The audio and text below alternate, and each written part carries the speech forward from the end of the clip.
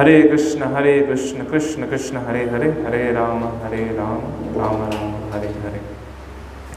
So Hare Krishna, welcome you all. So now Murari Prabhu, he is not here, he has went out abroad for another preaching engagement. So I have been requested to give a class, so kindly listen. As what I will be speaking, it's not just my words, these are words from Vedic scriptures, these are words from Bhagavad Gita and Bhagavatam. And these are the texts which help us to achieve perfection, success, true happiness in life.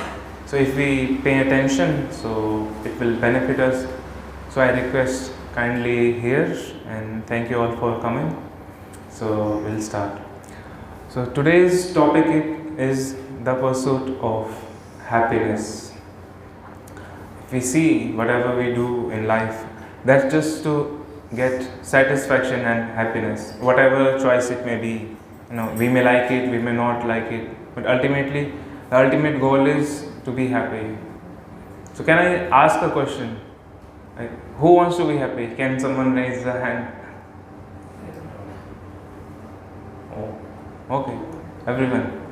So, but if someone asks this a question, like you might think this is the stupidest ever question, like who will not want to be happy, right?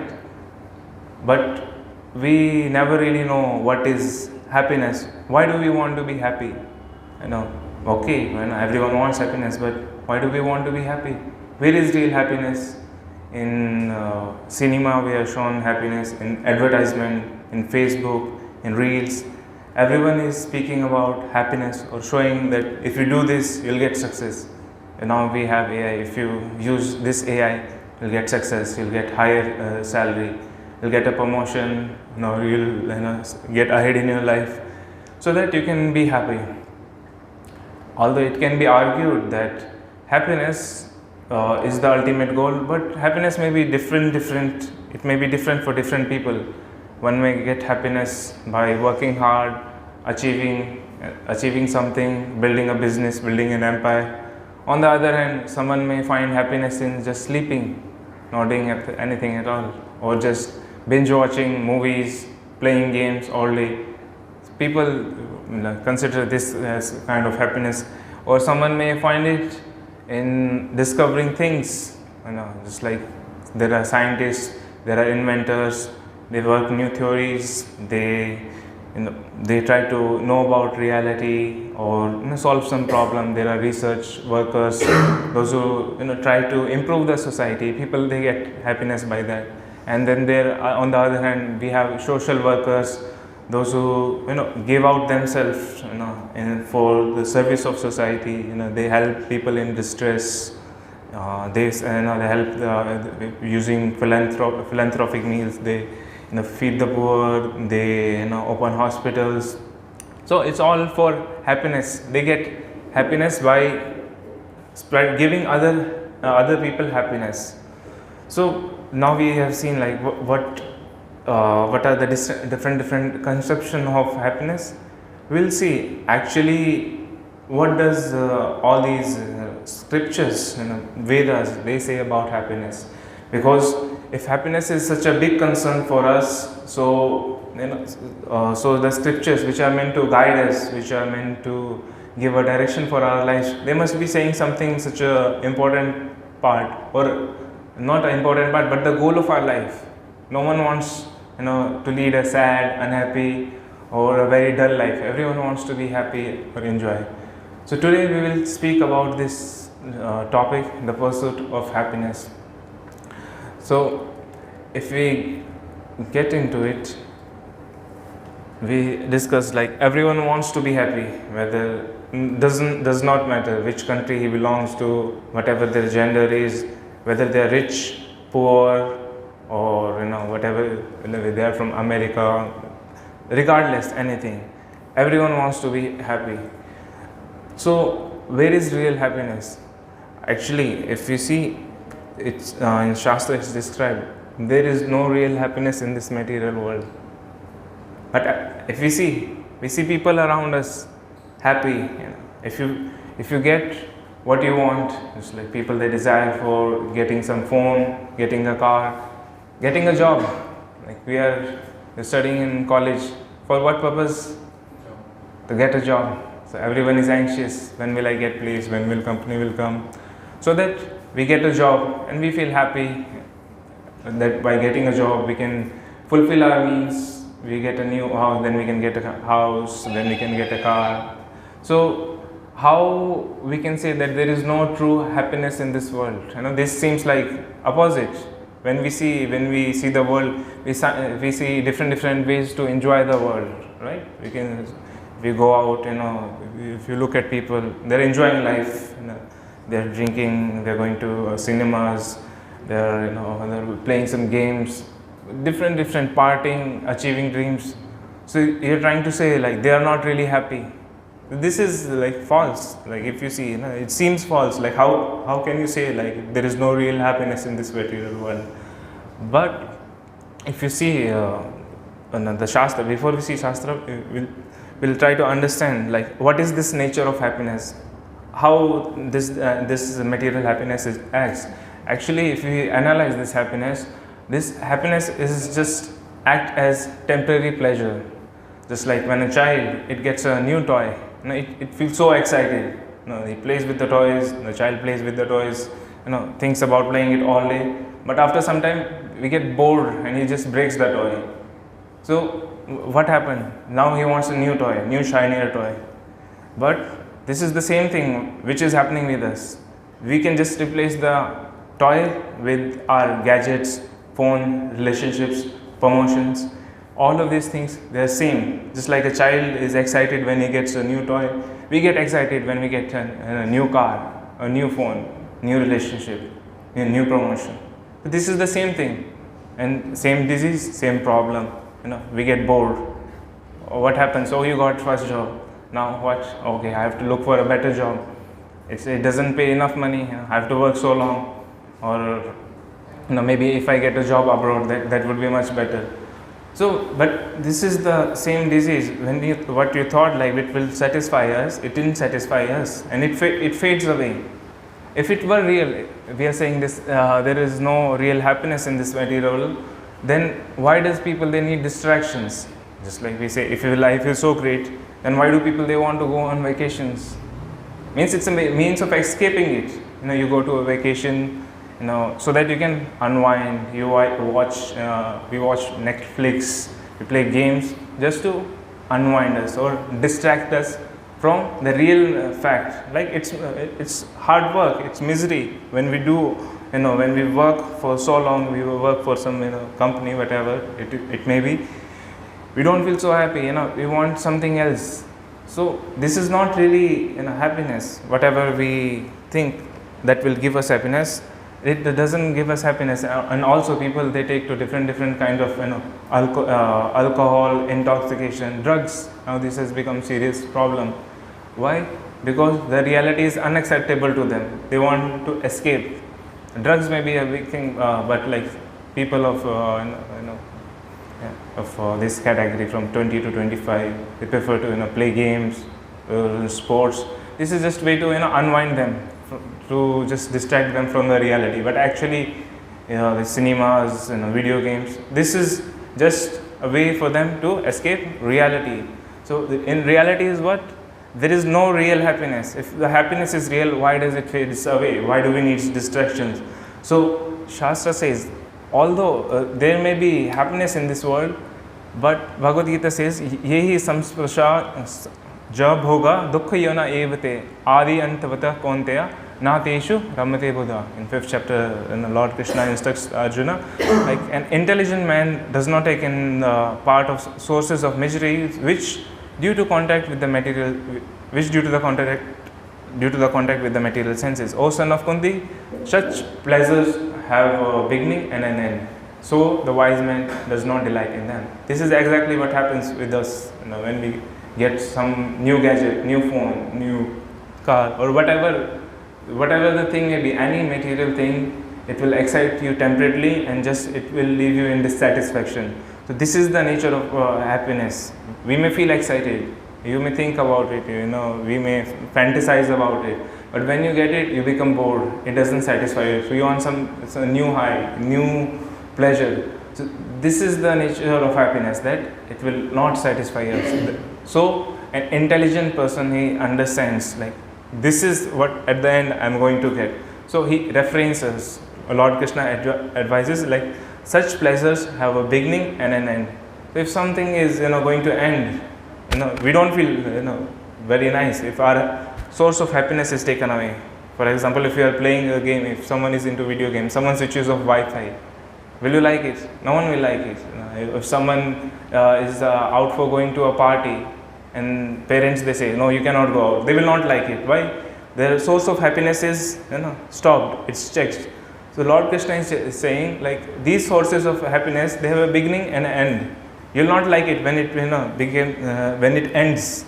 So this is the real nature of happiness. Like there is no real happiness, it fades away. This is just temporary excitement. And another thing described about nature of material happiness is like they are like unquenchable fire. They are never over. We may say, okay, if material desires are there and we can fulfill those desires, but what's wrong with fulfilling those desires? We can work hard and enjoy, still try to enjoy life, right? But if we even if we see this aspect like the life and the desires which comes along with the life and our aspects with it, it's unsatisfiable. Just like when you get when you get something, just like a job, we took the example, we want more and more of things, so it ends up being like a rat race. There is no end to it. Whatever you may do, whatever you may try to do it, it will not help us. So that's why in Gita Lord says, so it will not satisfy us at all. So what's the point of indulging in them? If something is not going to leave you unsatisfied, not happy, so there is not any point in indulging in those desires.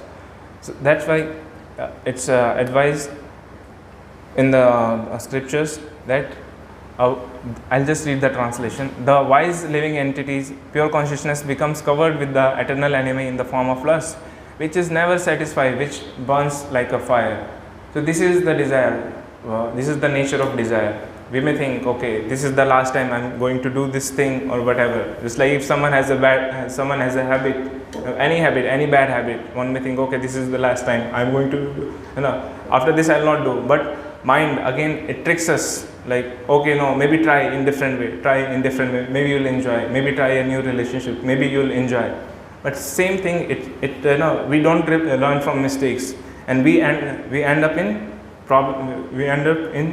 same problem again and again, and we don't learn from mistakes. That's why Lord Krishna says this kam rupena konteya, means lust, this material desires, it can never be fulfilled. Whatever, if you try to indulge in it, and you think, if I indulge in this desire, just like someone may have desire to earn lots of money. Okay, I'll earn only $1 million. I'll stop after that. Will he be able to stop after earning $1 million? No. Even though this was his aim and inclination, but after $1 million, he will have more desire to increase his, to not just stop there. So that's why whatever material desires are, it's like uncontrollable, unquenchable. So we should try to understand, like, whatever I may do, whatever may be my, whatever maybe my goal may be, but with material desires, if my goal is to become happy with material desires, it will never be fulfilled, because we cannot fulfill material desires. So that's why in Gita it says, dushpurna alenacha, we cannot fulfill this material desire. And this world, whatever we do in this world, it will try to frustrate us, because this world is like this, whatever we may do. But one may say, like, okay, and the world may be not so good, but we can try to adjust to it. We have been trying to adjust. Just like there is hot weather, we have put ACs, we have fans, we have different inventions, we have medical science.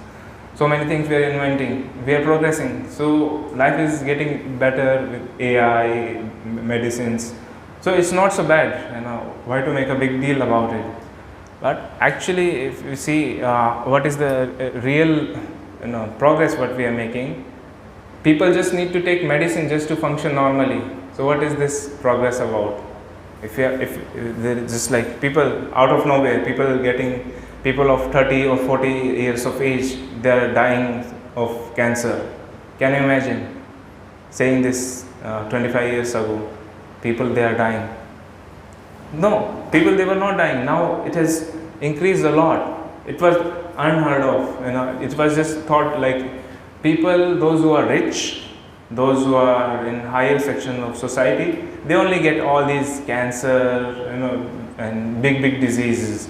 But those who are lower class people, or whatever we may call, they don't get these diseases. It was completely unheard of. But now most people, it's not uncommon to find in our society or in your common relation to find like someone has the cancer. So why these problems are increasing? It was not there. How come it has increased? We may say we are making progress. Of course, we have different gadgets, whatever our scientific inventions have given us, we are using them for a better facility, fast cars, whatever. But if you see the other side of it, why people, they are getting more and more depressed, feeling isolated, not having real friends, right? People, if you see, the isolation comes from which factor? We have social media, right, which is supposed to make us closer. But it does exactly the opposite thing. Those who are on social media, or those who use this platform, they may have many friends online, but they may not have real friends. So this is a solution. Solution was to connect people together. But now, even if people, they are connected on social media, they are not really finding themselves closer. There is no real connection. It is all just for views, likes, and validation points. Who is doing the most in life? Who can show who is the best? So that's why this now we are worshipping this, like science is the future. Technology is going to make the future better. Definitely, science is given up medicine, progress, and whatever. But if we see the other side of it, it has created a lot of problems. So if we fixes one problem, we create 10 other problem. Just like we created a nuclear power. It was meant to channel to get energy from this nuclear fusion reactions. But we have now atomic bomb. We may think, okay, atomic bomb, they are for defense. And there is a great big risk for us. They are just for defense. But this is not just this is not just for defense purpose. We may think, oh, atomic war, it may not happen. But we are forgetting that two big countries, they are in war, serious war for past few years. And even one of the leaders, if they try, anything may happen in the world. There may be a sudden outbreak. Did Ukraine ever thought like it will be in such a big mess few years ago? No. No one can predict what will happen. We have now weapons of mass destruction, which can just completely turn our life upside and down. So this is a side effect. We can cure a disease with science, but can we stop aging? We can try to create technology, but can it stop death? No. We may try, but science is never it can never stop diseases. In fact, the diseases, they are increasing, different diseases, mental diseases. So we have more hospitals, but are people more healthy? No, definitely not. People, they are getting weaker. Our older generation, they were much more stronger than us. Why? Because they had proper food. We may say we are progressing, we are making progress. Technology is increasing. We have AI, but first we should see, first we should try to not eat poison in the form of food we are getting in the markets. Where is clean food? Where is good food? Now we make a lot of big deal about organic food, but what is really organic food? What is really organic food? It is just food without chemicals, right? Food without fertilizers. So there were people, they were growing and eating this organic food. Now we don't have organic food. We don't have milk. We may order from some app. This is the milk. This is this has this fortified with vitamin D. This and this benefit. But can we really say for sure this is milk? We don't know what they are giving us, right? If people they naturally eat these food which is grown properly, if they take proper diet, people, they will not fall sick.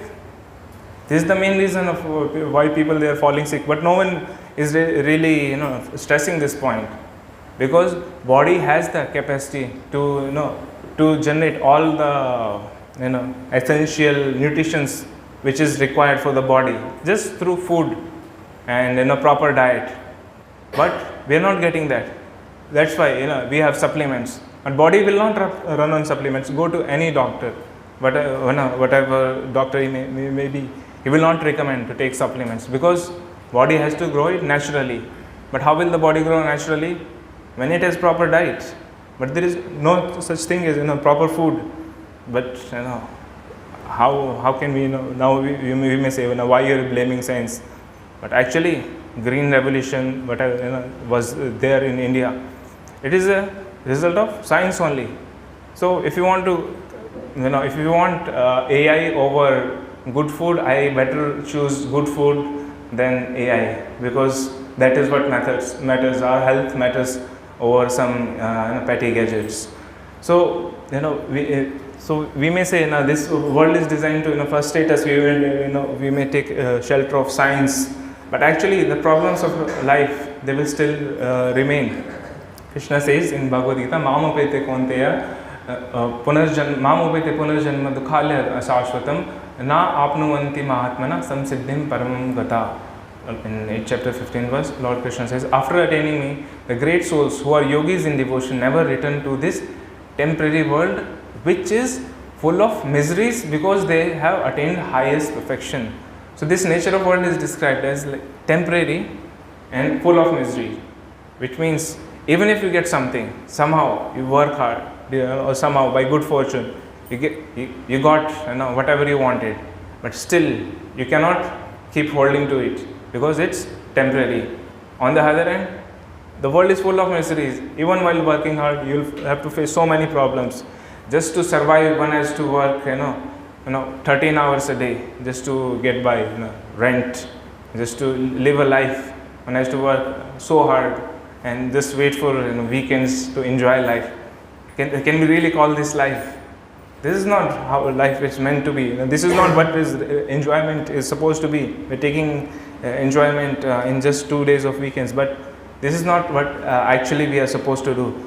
And problems of life will still remain. We will have birth, death, old age and disease. These are the main problems of life. Old age.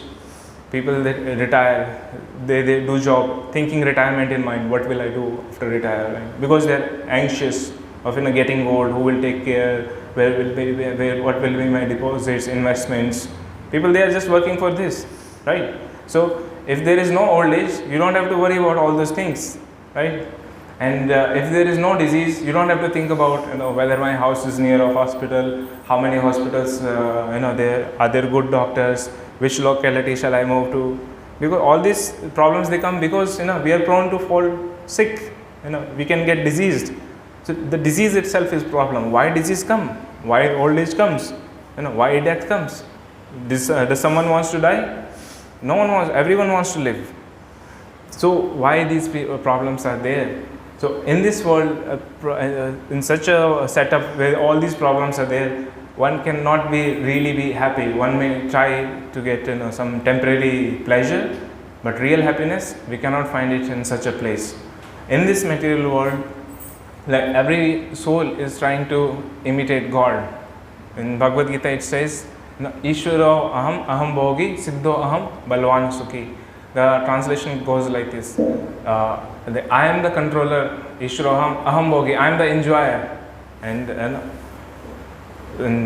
Ishvaro aham bhogi siddho aham balwan sukhi. I am perfect and I am the most powerful.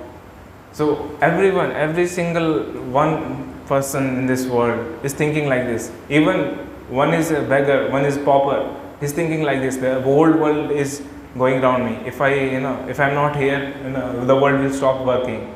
So due to this conception, we are put in this world because everyone wants to imitate God. Because everyone wants to control. Everyone wants to make others serve themselves. Have lots of servants so that we can enjoy. No one wants to serve someone, and no one wants to take a subordinate position to someone, right? So this is because, but ultimately we are subordinate to God. We don't like it. We don't like subordination to someone, to being under someone. We want to imitate, to play like God. To have the illusion of that we are number one, we are the greatest. But actually God is the greatest. There cannot be second God. So they are given this chance in this material world to act like that. But this material world will never satisfy us, even though we try to play God or whatever. This is the material desire, to be enjoy separate from to enjoy separate from God. But this desires will never be fulfilled, as we have seen the nature of this world. So in this world, everyone is trying to enjoy in this world, but this, as we saw, this world is full of mystery, and it's a restricted place. We don't like to be restricted. No one likes to be restricted in their enjoyment. But as we see in our daily life, we are restricted by, first of all, what? Our parents. Then we are restricted by what people think about us. Definitely, that is mental restriction. Then our college, yes, VIT. Okay. They have some restrictions. People, you may like it, you may not like it, but restrictions are there. And then if you go to work has restrictions. You have to work 14 hours. You don't want, okay, don't work, okay, get another job. So in restricted place, you cannot become fully satisfied, or you cannot fully enjoy it. Can you do in such a restrictive environment? No, people want to go out of college to enjoy. Whatever the conception of enjoyment may be, wrong or right. But the thing is, we don't like to be restricted. So, but this world is made in such a way. But it's not like punishment. This world, although it may be compared to a prison house, but a prison house is actually meant to reform. So in Western countries, they term prison as reformation facility. So it's given a chance. It's to give a chance to the souls in the world to reform themselves. So what does a prisoner in jail has to reform? He has to reform his attitude that, okay, I will obey the laws, I will not break the laws. That's why he is in the prison. So one may say, okay, what law did we break? Why we are here? What did we do wrong? So actually, if we see, we stopped obeying God. We said, okay, God, we don't want to serve you. We want to serve ourselves. The Krishna says, okay, have a own place for yourself where you can try to be God, because there can be only one God. In the world, there is only one God. There are no two gods. So if you want to have a place where you can enjoy like God, material world is for that. Everyone here is trying to become number one on the billionaires list, number one in their job, number one in their family or in their friends. So, but this conception of being the number one is to be the controller, to be the enjoyer. But actually, if we see, there can be only one supermost controller, and that is God. But if we rectify this attitude of to play or imitate like God, we can become free from this in a place which is known as Dukhalyam Ashashvatam. If we reform the attitude, okay, I shall not serve myself or my selfish desire. I shall serve God. This is the only thing, which is the only conception which can liberate us from this world. We are here for this purpose only, and due to these selfish desires, we commit heinous acts. We are we get into dualities. We love who help us in fulfilling our desires, and we hate those who do not help us. We impede our happiness. So because of these desires, material desires, we get into duality. So because of dualities, we become unfit to live with God. So how can we escape this place? By surrendering to God, by agreeing to obey God. So, and this world is described as a reflection of spiritual world. Just like we are trying to, just like this is a tree, and there is a reflection of tree in the water. So this world is like the reflection which is reflected in the water, but the actual reality is tree. Just like we are trying to find happiness in the world, but it's like getting the water image of mangoes in the water. So can we get it? Can we? We cannot get it. That's why we feel like we can be happy. We try to become happy, but we are never satisfied in our chase to get happiness. It's like a mirage in a desert. If you go, because of heat, you get impressions that there is some water reservoir nearby. But as you go near it, what happens? It moves further. Then further, when you try to get it, it moves further again. So it's like a never-ending chase. So this is what happens with our desires also. We try to fulfill them. Okay, we get it. Then again we feel unfulfilled. Then again we set new goals, new ambitions. Then again we feel unfulfilled, because we're chasing the wrong thing. The real substance is not in the water, but actually above the water, in spiritual world. So this material world is described as reflection of spiritual world. So everything is there in spiritual world, but it has been reflected. Just like relationships, love, or everything is reflected in this world, and it is perverted reflection. This is not true. Just like we may find some sort of unselfishness. It's like between mother and child. There is it may be compared to pure love, because mother is selfless towards the child. So some good quality is there.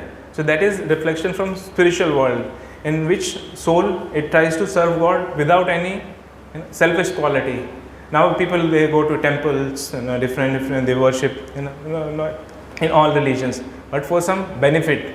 I want heaven, I want a car, I want a job, I want to get married to a suitable girl, whatever. So people, they approach religion or God for their selfish purpose. But these are material desires. This is not to be done. But when we approach God just to serve Him, just to engage in His service without any other motive, then that is real. That gives the pathway to real happiness. Because in spiritual world, all the liberated souls, they are serving Lord there. In this material world is made for people, those who want to serve their own selfish desires. So in this world, the soul, it forgets, and it gets attracted to this illusory happiness of this material world. But this material world is just a poor imitation of the spiritual beauty. So why this world has been created? Just to give chance for the souls to rectify their attitude, and they become to become fit for liberation, to live with God. Become liberated means to become liberated from these material desires, these selfish desires, and actually find real happiness. So just like our aim or our goal to find happiness in this world is just like a fish who's trying to enjoy, but outside water. But a fish is meant to serve and fish is meant to be inside water. So whatever we may try to do, different things, people they get crazy. Just like in West people get so crazy. They try to enjoy to such extent that they harm their bodies, but they are frustrated. This body is limited, it cannot give real enjoyment. But when they don't find enjoyment, they try they try smoking, then they try alcohol, and then they try drugs. Then drugs stops acting, then higher drugs, more high drugs. But what ends up happening, the body collapses, and the body cannot take overdoses of drugs. But this situation which we create by indulging in material desires, it's not helpful for us for our true happiness. So the true happiness is to just to serve Lord. So how to become happy? Actually, just like when we water a plant, we don't water the roots, we don't water the leaves or leaves or trunks. We directly pour in water in the root. So all the parts of the trees, they get nourished by watering the roots. So similarly, so when we serve, just like, and also how where do we put the food? We put food in the mouth, and and it goes to the stomach, and the body becomes rejuvenated by eating the food. We don't give food to individual body parts, to finger, to hand, or to head. No, there is a proper way. So what is the way to become happy? To serve the Supreme Lord, which is the root cause of everything in this world. Whatever is in this world, it is coming from the Lord. Janmadya asya yatha. Everything, every single thing, all the material, spiritual worlds, us, the living beings, the material nature, everything is coming from the Supreme Lord. If we just try to satisfy Him, to follow His instructions, then we can really become happy. So this is the real formula for happiness. Just like the finger can become happy only by serving the stomach. So similarly, the soul can become happy only by serving the Supreme Lord. So we are soul, and Lord, and there is Supreme Lord, Paramatma, God. And just like a finger, if it tries to if the finger says it will not supply food to the stomach, it will try to take food for itself only. That is not for the benefit of the finger, right? If the food goes to the stomach, finger is automatically nourished, it gets power. So similarly, just like when we try to satisfy the Lord, we become happy because He is the root of everything. Just like a tree becomes nourished by watering the roots, we become happy by serving the Lord. And this conception, no one knows about this. And if you ask someone, this is very how do you say, very drastic notion of becoming happy, to serve someone else, because everyone thinks by serving myself I will become happy. But actually, by serving Lord, you become happy.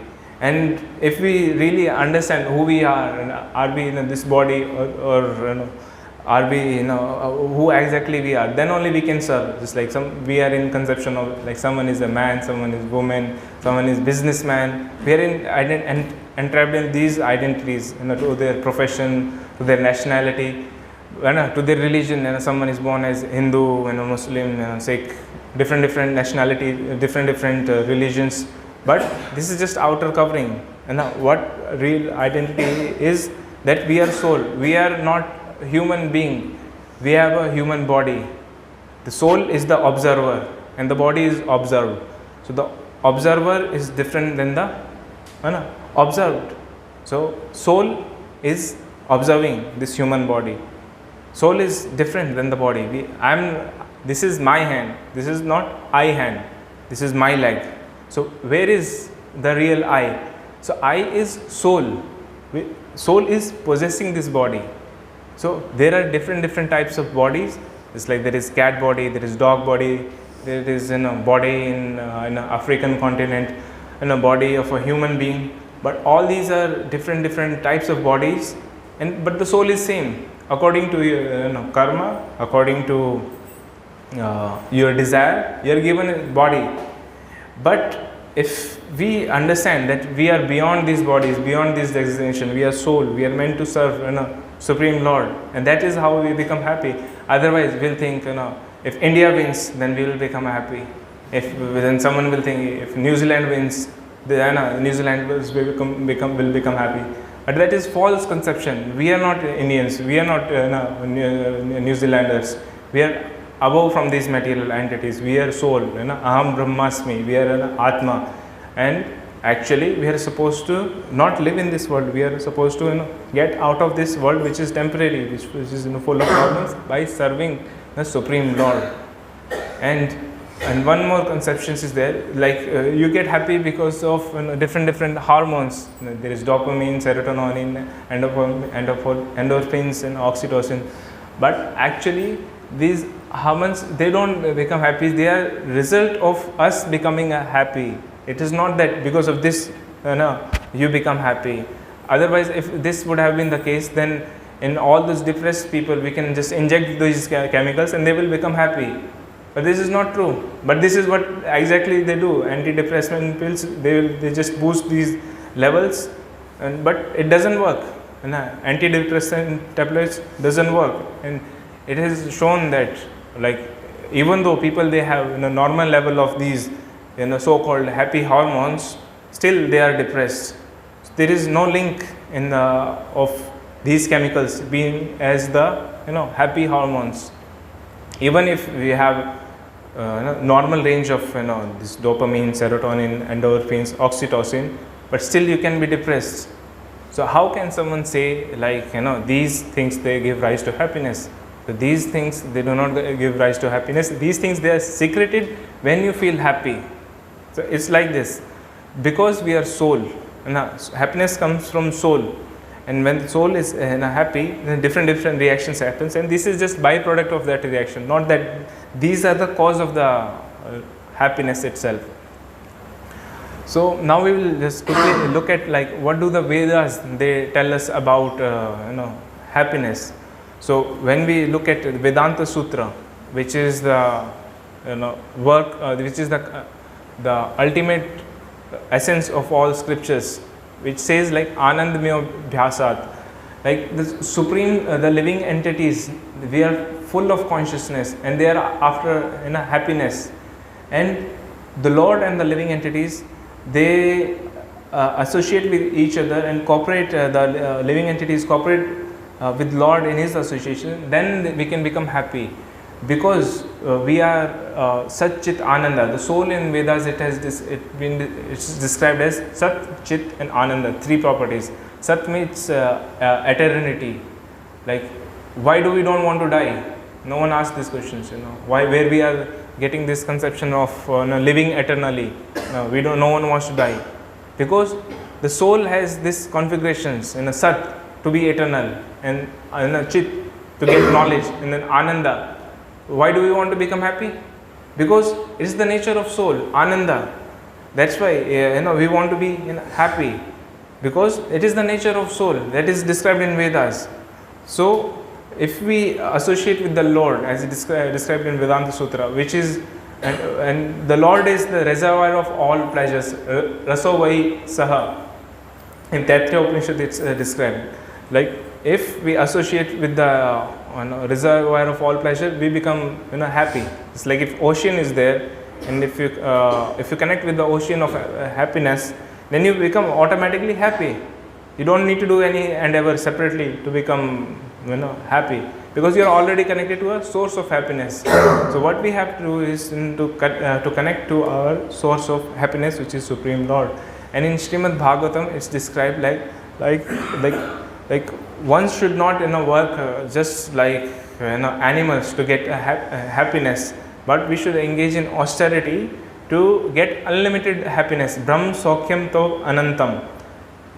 We should aim for unlimited happiness, not just happiness which lasts for 20 years of our youthful life or 30 years of our youthful life.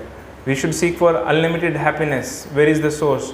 We want to be happy eternally. We want to live eternally. So we should find out a place. Where is such a place? Why do I want to be eternal? Why do I want to enjoy unlimitedly? So where is such a place? This is not a place. This has a beginning and it has an end. This place is known as what? Ashashwatam. You know, this has a creation and it will get destroyed. You know, and creation and annihilation. So this is not a permanent place. So where is such a place? That will also come in Gita, like Lord Krishna describes where is such a place. And this in Bhagavatam is described like Savai Pumsam Paro Dharma Yato Bhaktir Adokshaje Ahituki Apratihata Ya Atma Suprasidit. It's described like what should one do in life. The ultimate thing, what one should, Paro Dharma, means the supreme occupation is by which people attain to loving devotional service to the Lord, and this service completely satisfies the self. We may try to do different things, but Bhagavatam says by serving the Supreme Lord, you can completely satisfy the self. So one may ask, what is the, why do we accept it? Where is the proof for this? For this thing, you may say something, but where is the proof? But actually, if you see, if one takes up to the bhakti or Krishna consciousness, one gives up all different kinds of engagement. One is completely satisfied with his practice of devotion. It doesn't need any external thing as a source of pleasure. One is not a slave to other things or people to satisfy himself. He is already satisfied by his loving devotional service to the Lord. So we can see by examples, those who are already practicing this knowledge. And Lord Krishna also says in Gita, this pratyaksh avagamam, by your perception, by practical direct perception, you can see how this knowledge is acting and how one is becoming satisfied with his practice of devotional service. So one should see the things by result. Well, something is stated, and if we follow it, and if others are following, we can see the results. So this is the proof, seeing the result. Pharena parichyate. By judging the results, we can see whether it works or not. And similarly, in Bhagavad Gita, it's described like we should look for happiness which is beyond this senses. Ati indriyam. Now we are looking for happiness which is built in senses. Eating something nice, seeing something beautiful, touching something sensual, or different ways to satisfy the senses. But Bhagavad Gita says, Ati indriyam, transcendental happiness. Find that happiness. And what is that happiness? When you get this happiness, even amidst any difficulty, one is never shaken. Guru vayuna vichaliyet. One is never shaken. Now, because now what happens, if your happiness is dependent upon external object, if that object is not there, for example, some relation, the relation gets over. Now we feel very dejected. Our only source of happiness is checked. We feel morose, and people, they end up harming themselves, committing suicide just because of their source of happiness is not there anymore. But Bhagavad Gita says, your source of happiness should be ati indriyam, beyond these senses. So how to get this? Ati indriyam, the happiness which is beyond senses? That is by serving Lord, which is beyond senses. And by serving the Supreme Lord, we can realize Him. We can understand about Him. And Lord Krishna says, just like we describe this world is full of miseries, and it is a temporary place. But Lord Krishna says in the parastasmatu bhavo vyakto avyaktat sanatana ya sarveshu bhuteshu na nasyastu na vinishyati. There is another unmanifest nature which is eternal and transcendental to this manifested and unmanifested matter. It is supreme and never annihilated. And when all in this world is annihilated, that part remains as it is. So there is another nature of the another type of world exists where things are eternal, where our desires to be fully happy, to not be restricted, to be liberated, to not be put under some condition, all of these things, they are fulfilled. So how can we approach it? By serving the Lord in devotion. So now we may see like this happiness, it may seem inaccessible, or it may seem impractical to get to such to have an access to such spiritual happiness. But Lord Chaitanya, it has described like whatever may be our position, we may be in any position. It's not like you have to take sannyas or you have to go to Himalayas to practice hardcore meditation for the rest of your life. Then only you may realize it. But by chanting Hare Krishna Mahamantra, which is prescribed in the Vedas, you can realize supreme happiness immediately, right now, wherever you are. So as soon and when you become mature in your practice, you can see how this chanting of Hare Krishna, it is giving you more and more realizations.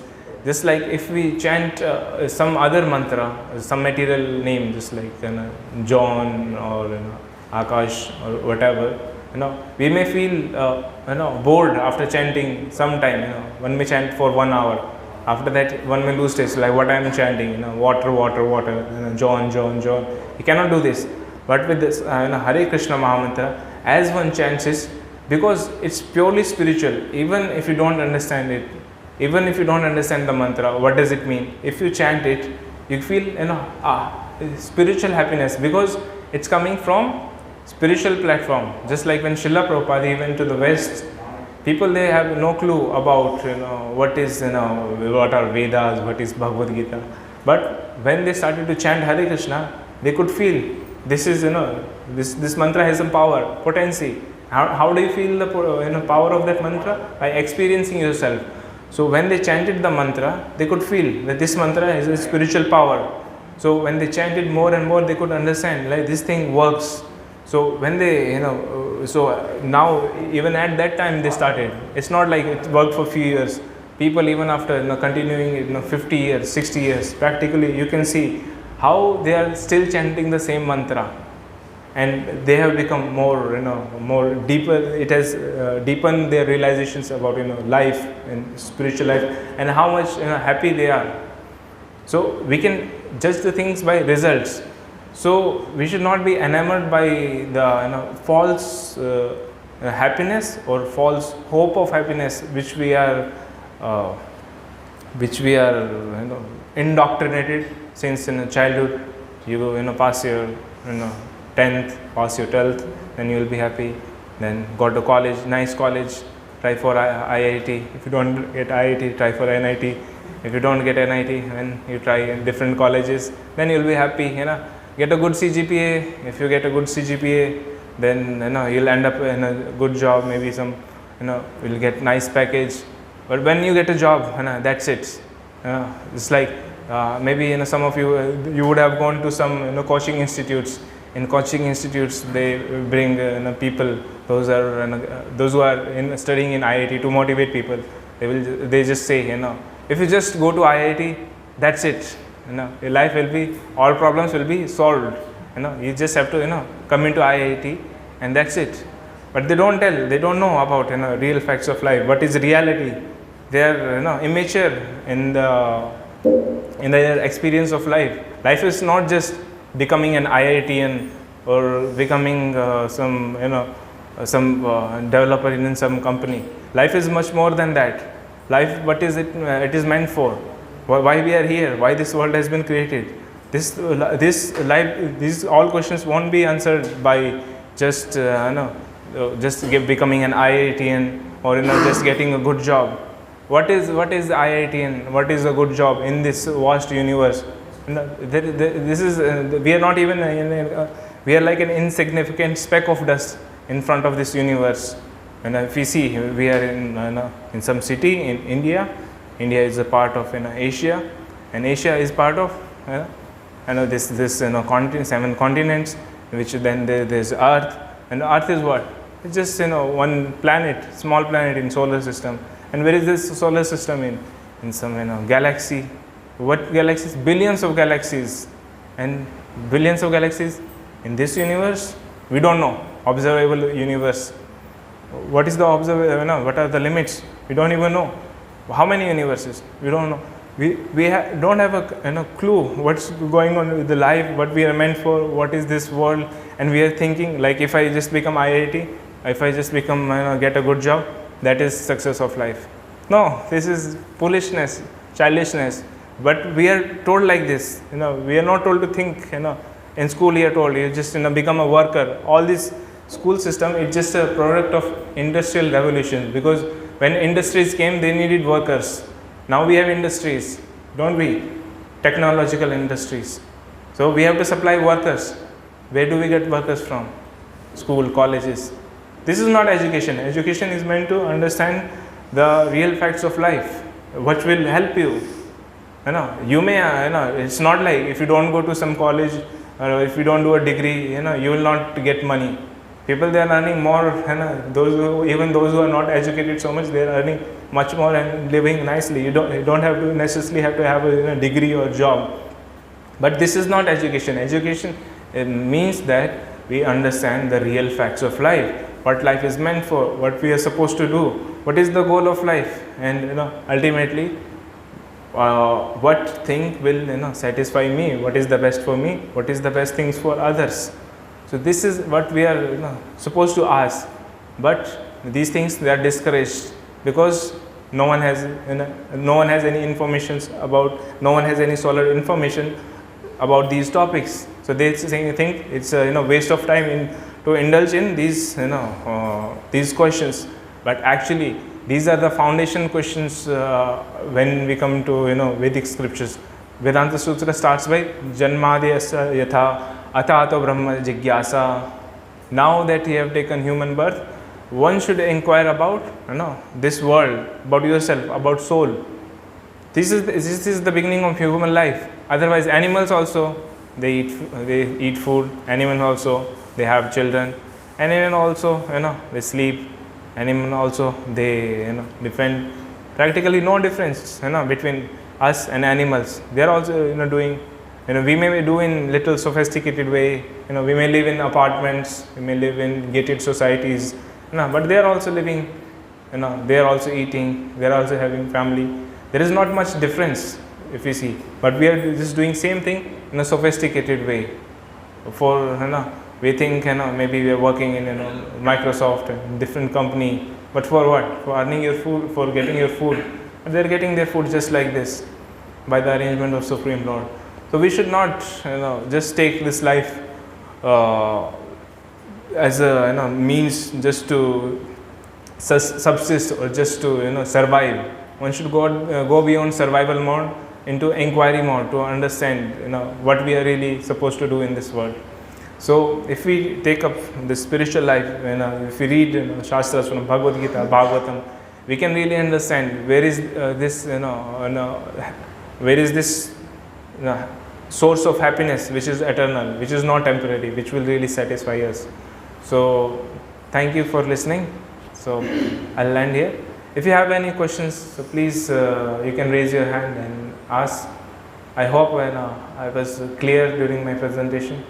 If there are any questions, you can please ask.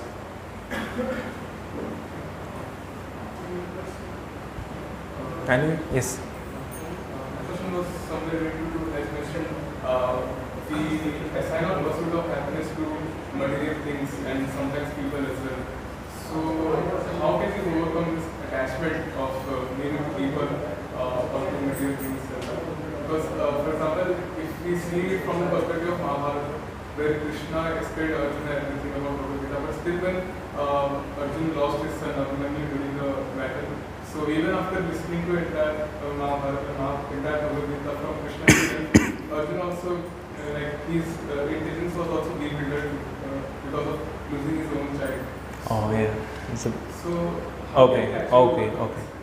So everyone got the question? Yeah. So I'll just summarize. So the question is, even in Mahabharata, Lord Krishna, he instructed Bhagavad Gita. After that, Mahabharata happens, and Arjun, he lost his son Abhimanyu, and then he was overcome by emotions, by grief. So how could this happen? How can a soul like Arjuna, who was instructed by Lord personally, he could be overcome by grief? at such a moment, which is, which may seem to be temporary relations. Okay, so the answer is actually when you become self-realized, it's not like you become like a stone. You still have emotions. It's not like you become indifferent to the feelings of others. So, but then how can we say Arjuna, he was self-realized, he heard Bhagavad Gita? Because even though, he was overcome by grief, but then he did what Krishna said. He didn't stop. He was doing what Krishna is saying. So that is the sign of a liberated, being. He will never stop his duty towards, Lord, towards Krishna. He still continued. So that's why that's how we can say, he was, liberated. Even though something happened, but still he continued. So that's why he is liberated. So whatever happens, if we are following Lord, if we are acting according to His instructions, we are liberated. So that's why Arjuna, even though momentarily he was overcome by grief, but he was not there. Just after some time, he got recovered. So it was not permanent. It was just like temporary. It went away. And after that, he was doing what Lord Krishna, he was asking him to. So that is his position was secured. So he didn't fall down from his, pure spiritual position. Is it clear? Okay. Any other question? Yes? Why was the universe created? Why was the universe created? Okay. So here I put a slide. Here. Can someone read this?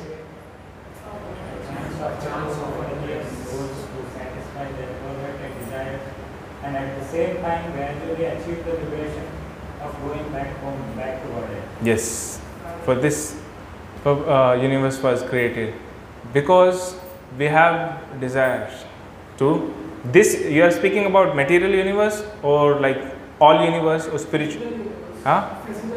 Physical universe. So physical means what you are seeing right now, or what actually livable planes. There is material plane of reality, there is spiritual plane of reality. Sorry? Material universe. So material universe, it's created because of living entities' desire to become God. God is there in spiritual world. Like there can be only one God, not two. Only one supreme being can be there. In Vedas it's described. Nitya Nityanam Chetana Chetananam Eko Bahunam Yo Vidhitati Kaman. Lord says just like there are two eternal beings, Nitya Nityanam Chetana Chetananam. Both are conscious, two eternal beings, both are conscious, but Eko Bahunam Yo Vidhitati Kaman. The one eternal being is supplying the necessities of other. So there is Eko Bahunam. There is one supreme being. So this material world was created by the supreme being, so that those souls, those who don't want to live in spiritual world, they can try to imitate God in this world. And if you see in this world, everyone is trying to do that. Is it not? This is exactly the purpose of creation. So we can try to imitate God, but when one understands like this is not what we are supposed to do. We are supposed to we are supposed to be free from all these problems of life. Where is real happiness? Then he understands like, okay, he has to become liberated from all these problems, and he has to come to his original position of spiritual consciousness. Okay, one more question. They say one who goes to the spiritual world doesn't come back to the material. Yes, it's like this. One who goes to the spiritual world does not come back to the material world. So you may say, why we are here? Why they have come back? So that is due to independence. Just like the living entity is part and parcel of the Supreme Lord. Just like ocean is there, and a small drop of ocean is there. The ocean also has qualities. This like ocean, whatever the quality of water is there, same chemical composition of water is there. It just like ocean has a great amounts of salt. The small water drop will also have same same chemical composition of salt, but in less quantity. So similarly, Lord has full independence. Lord is full. He has full independence. But because we are part and parcel of Lord, we have small independence. And due to use of this or misuse of this independence, we can be with Him and we cannot be without Him. Just like we were there with Lord Krishna, with serving him. Just like a big businessman is there, he has a secretary. The secretary is happy in serving a big businessman, right? He is fully happy. He's having his position. But sometimes he thinks, why shall I not become like him? Why I should serve him? He can think it's natural. No one will stop him. So Lord Krishna, he doesn't stop us. The Supreme Lord, he doesn't stop us to do whatever we like. He has given us full choice to do what we like. If we want to serve him, okay, we'll get happy. It's not that he is dependent upon us, getting something from us. We'll become happy. But if you don't want to serve him, he doesn't force. We get a chance to live life away from him, aloof. So it is because of misuse of independence. By misuse of independence, we can, by correct use of independence, we can be there. But if we don't want to serve him, Krishna will not force. He will not force anyone. So that's how a liberated being stays liberated by continuous use of his continuous proper use of his independence, which is to engage himself in service of Lord. So this is the answer. Yeah. Like you mentioned that we are like a small droplet of that ocean, Paramatma, and our source of happiness, our correct way of getting happiness is by serving the Supreme Lord. So I wonder in that similar context, how does the God find happiness? Okay, so just like we, if you see, if you are speaking about God's happiness, then we have to understand who is God. We have to understand scriptures, what describes in detail about what God does, and what actually God does in his past times and activities, which is mentioned in Srimad Bhagavatam. So if you see Srimad Bhagavatam, how does Lord, he enjoys. So he is self-satisfied in himself, but he enjoys by serving his devotees. His devotees, they are selfless, they don't want anything, and they engage in Krishna's service, and Krishna in turn, he serves them. So this is how he gets happiness. So Krishna, he expanded himself, in Vedas it describes Eko Bahushyam. Why? Because he wanted to share happiness to others. So Lord's happiness is in the happiness of his devotees. So that's why in Krishna he says, those who are my devotees, they are not my devotees. But those who are devotees of my devotees, they are really my devotees. It is said that if you want to love someone, you have to love their dog. So do you get the point? If you want to love someone, you have to love their dog. So Krishna's devotees are there. If you love those devotees, because Krishna's devotees, they are very dear to him. If you serve those devotees, if you serve them, Krishna becomes very happy. So this is the source of happiness of Lord. So both are like completely on platform of pure selflessness. There is not even a tinge of selfishness. That's why it said is like not to fulfill material desires, because selfishness comes. What I am getting in this, every time we have to calculate what is my interest in this, what I am getting out of this deal, out of this friendship, out of this relationship, what I am getting, is the person, how can it satisfy my senses. So these are material desires. If we keep fulfilling that, then this pure relationship, it will become covered, and we can not really experience like what is spiritual happiness. Okay, there's one more question. What rules can we follow to avoid distraction which can affect the happiness? What rules can we follow to avoid distraction which can affect our happiness? Okay, so happiness as described today, real happiness, that is spiritual happiness, right? So what is spiritual happiness? That is in a connection in serving the Lord. So what rules we have to do? Rules means we should not try. The main thing, the real happiness is the happiness which comes from serving the Supreme Lord, by serving the Supreme Lord. So whatever it stops, that that conception, that idea, we have to go against that. It's just like if we want to eat something, it's like in our practice, we don't eat just ourselves. It's known as prasad. Just like after program, you get prasad. So we offer it to Him. We don't eat it ourselves. We offer it to Lord, Supreme Lord.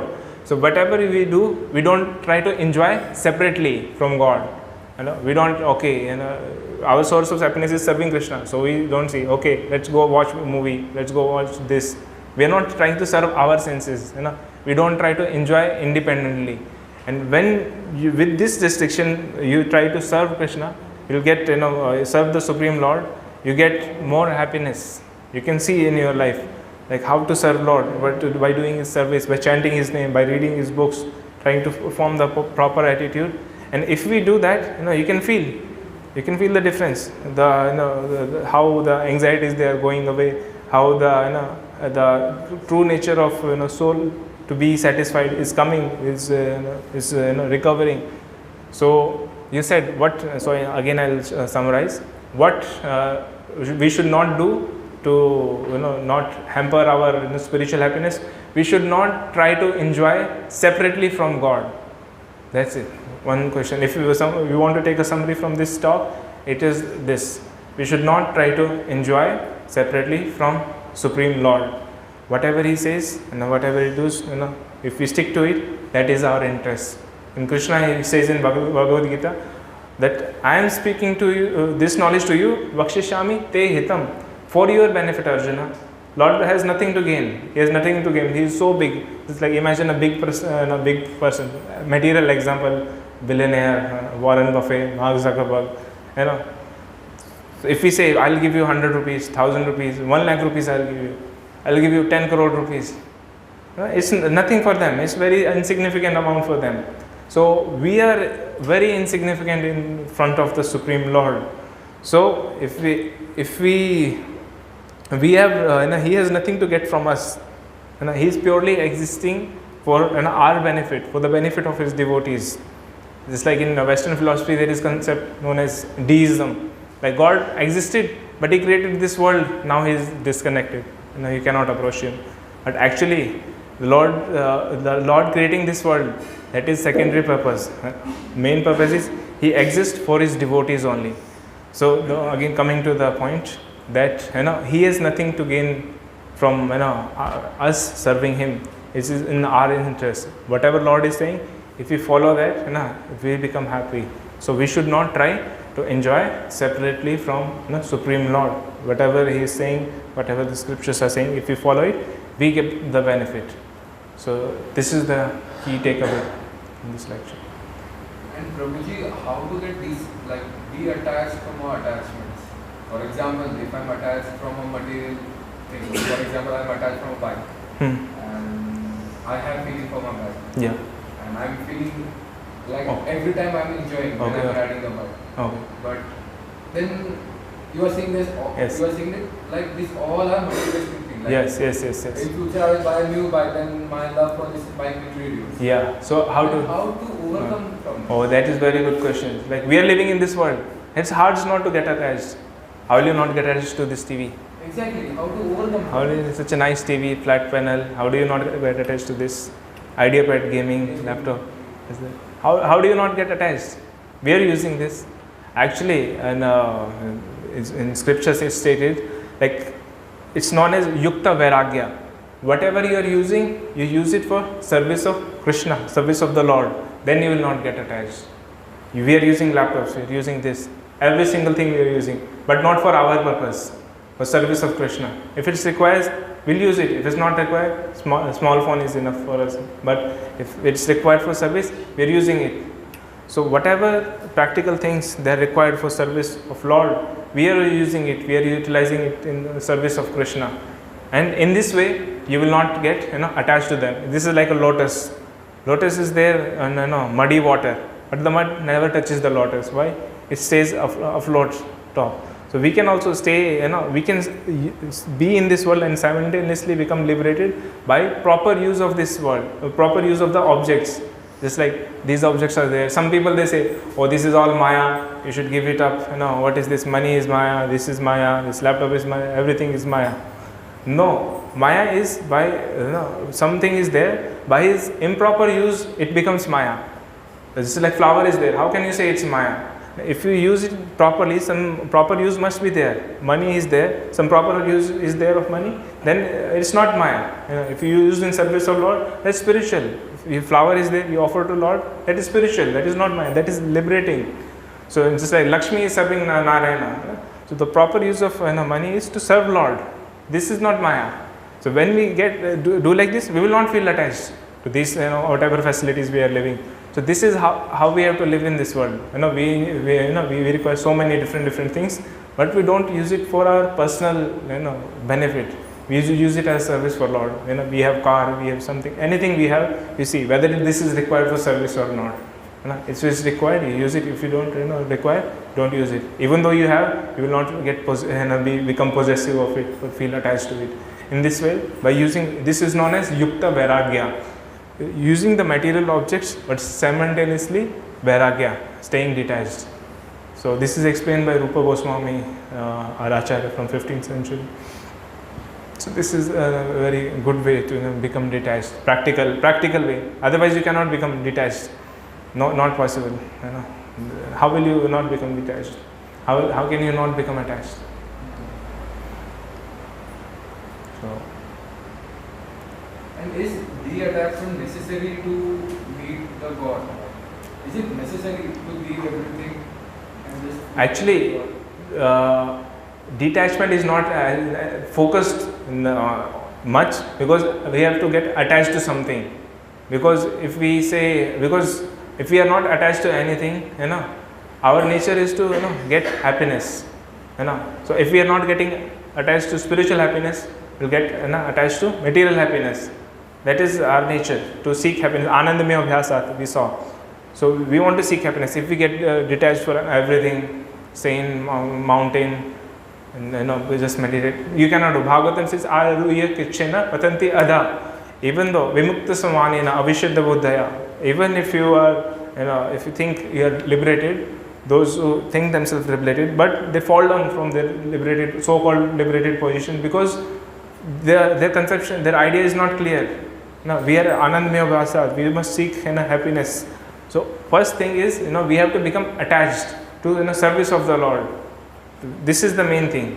All detachment and all vairagya, it will come simultaneously. In Bhagavatam there is a verse, if you see, 1 second. Okay, 1 second, if I see. Okay, 1, 2, so. This is verse in Bhagavatam. It says, Vasudeva Bhagavati Bhakti Yogata Projita Janyate Ashu Vairagya Jnanam Cha Yad Ahitukam. It says, by rendering devotional service unto personality of Godhead, Sri Krishna, one immediately acquires causeless knowledge and detachment from the world. So we don't have to endeavor separately to get detached. We have to endeavor.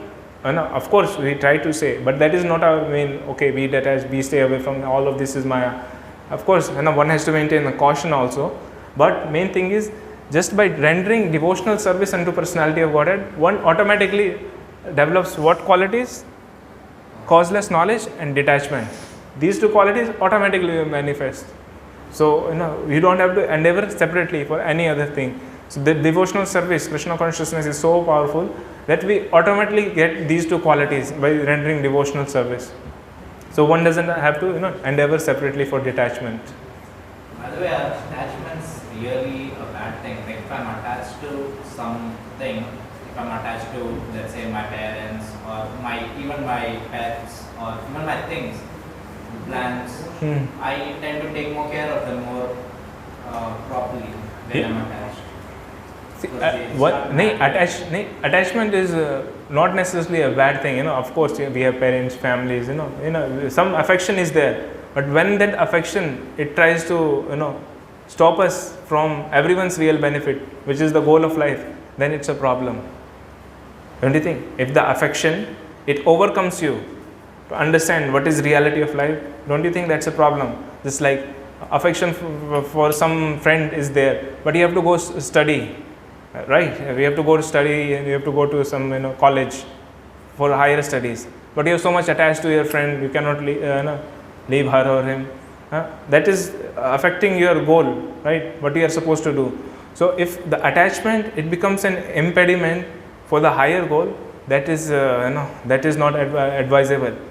Otherwise, we are naturally spiritual beings. It doesn't mean you have to become like a rock. Natural attachment and affection is there, but it should not block the spiritual advancement, whatever we have to make. Is it clear?